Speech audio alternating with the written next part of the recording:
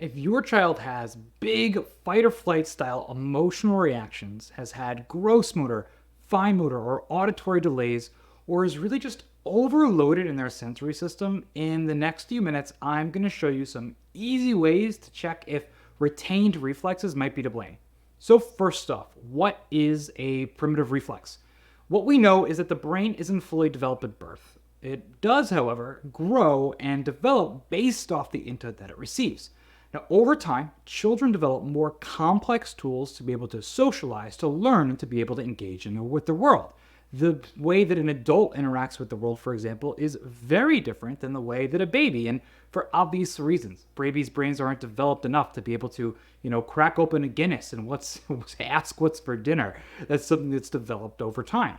Now, infants will primarily interact with the world reflexively and through what's called movement reflexes, aka primitive reflexes. It's the exact conversation we're having today.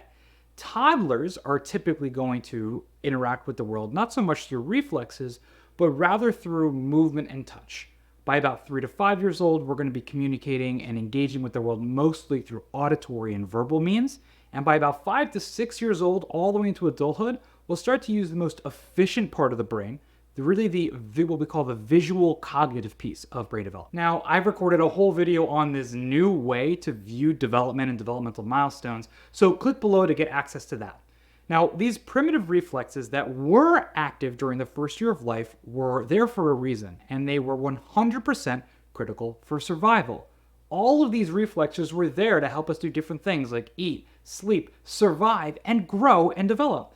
We had, for example, our Moro or startle reflex. If you've ever tried to put a baby to sleep on their back and not swallow them, they probably woke themselves up when the air conditioning came on or something like that by doing this, which is that startle reflex. That was there for a reason. It actually goes all the way back to the birth process and helps us extend our head to dip beneath mom's pubic bone to be able to ascend out through the birth canal. So this reflex is there for really big reasons. We call this the big kahuna reflex in our office because so many other reflexes and developmental pieces really depend on this reflex doing what it should. We've got our asymmetric tonic neck reflex. I love this one. You may have heard this referred to as babies like sleeping in the fencer pose, where their knee comes up and their arm goes like this and they sleep like that. They turn their head and their body does this same thing. That reflex is there for a reason. It wasn't just a cute way that babies sleep. That is actually the neurological precursor to how babies learn to crawl. You think about it, when you learn to crawl or walk, nobody gave you a step-by-step guide. You didn't have a test on it. You just learned. And these reflexes were one of the reasons that you were able to do that. Another example is the spinal galant reflex. I love this example. If you swipe a baby from here to here, they'll typically contract. What was that there for? That was there to help us learn to roll over. And we've got more and more of these different reflexes. Now, as you can imagine, these reflexes were all there for a reason during the first year of life. But over time, they integrated or disappeared, meaning that the pathways were made to allow us to move into more advanced postural and movement-based development. You may have referred to this as gross and fine motor development.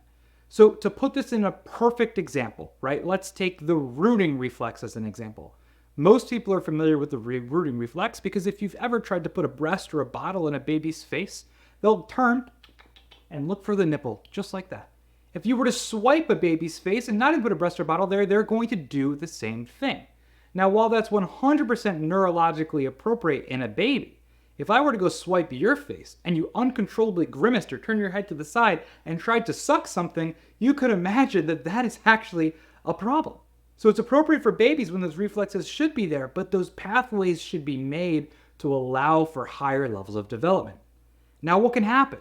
If our nervous system is under stress, we can get stuck in these earlier developmental pathways.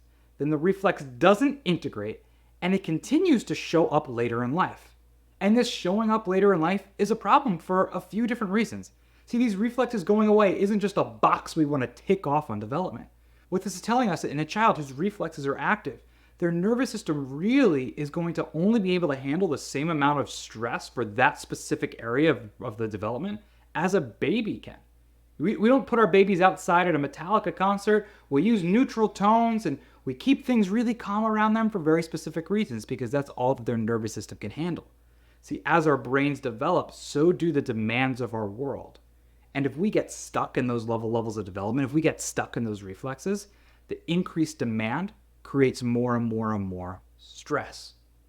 Now, this child's going to be easily overloaded by physical, chemical, and emotional stressors. And when they get overloaded, they're going to resort back to that primitive part of the brain.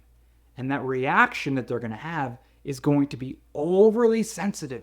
It's going to typically be a big emotion, a big crying, big tantrum, all different things that if this were a 3-month-old doing it, you'd say that's appropriate, totally appropriate. But it's not in a 6-year-old, but they're still using that part of the brain. On top of the reaction and stress piece, if primitive reflexes are retained, we'll almost always see challenges with gross and fine motor development, see auditory sensitivities, or challenges with visual cognitive pieces of development like reading or socialization, because these are the stepping stones of development that allow for these higher levels to occur. This is just one thing that we assess in the office as part of the bigger picture of development.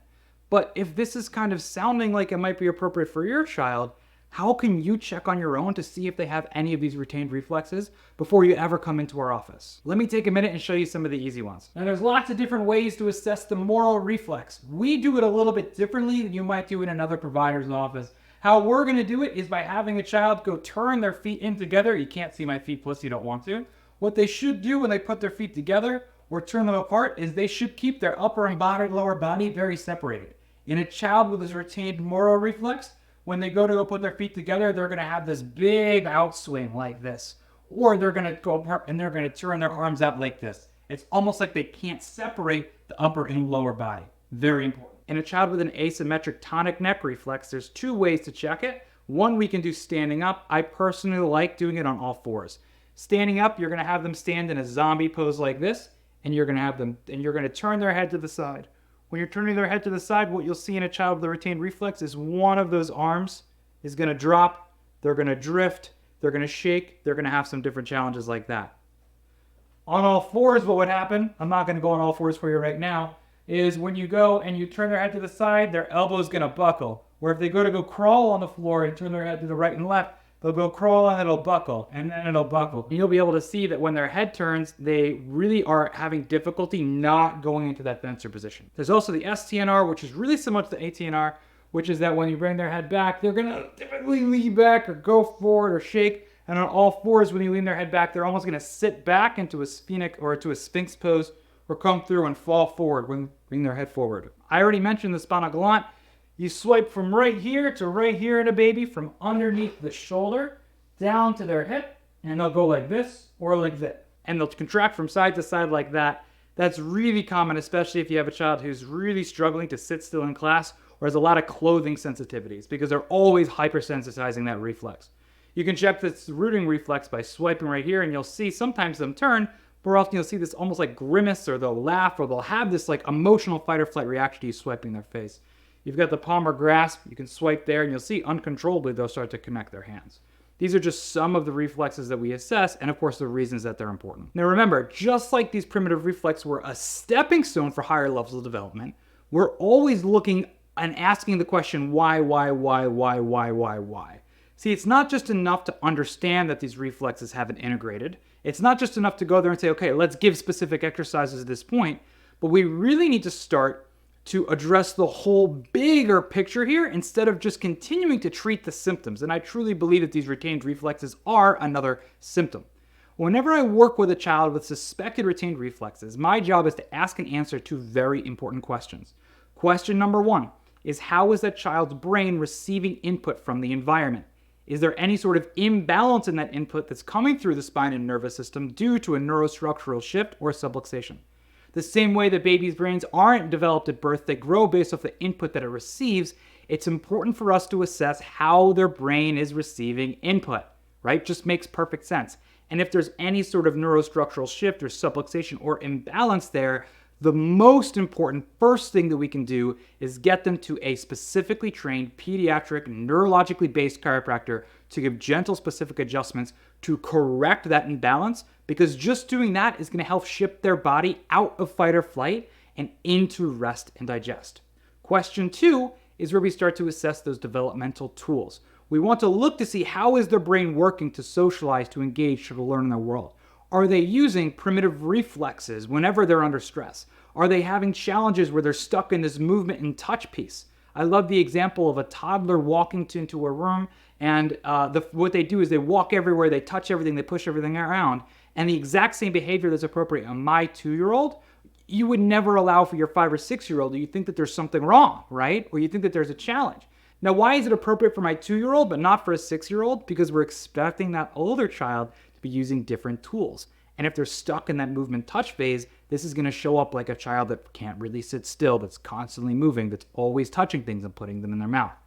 The next piece we also said is the auditory and verbal processing, where we can look at their receptive and expressive language. We can see how their brain is able to perceive sound, or we're getting overloaded neurologically. And then the last piece is the visual cognitive piece. Are we able to visualize things? How is my nervous system controlling my eyes? Am I crossing over midline? What am I doing there? Am I making it so that when I read, I'm mixing up letters? Am I having trouble with routine change because I can't visualize outside of this thing that's very predictable? When we look at those two things, what we can start to do is use very specific tools to help each child, A, get out of that fight or flight and into rest and digest so they can grow, develop, and heal, but also over time utilize more efficient developmental tools so they can continue to socialize, engage, learn in their world, meeting the demands of the world around them. This is just one developmental hierarchy, and I have a whole series that I made for you on the different ways that the brain develops and the different tools that we use as we grow and develop and learn based off the input that we receive. So click down below and you'll get access to that video. I can't wait to see you there.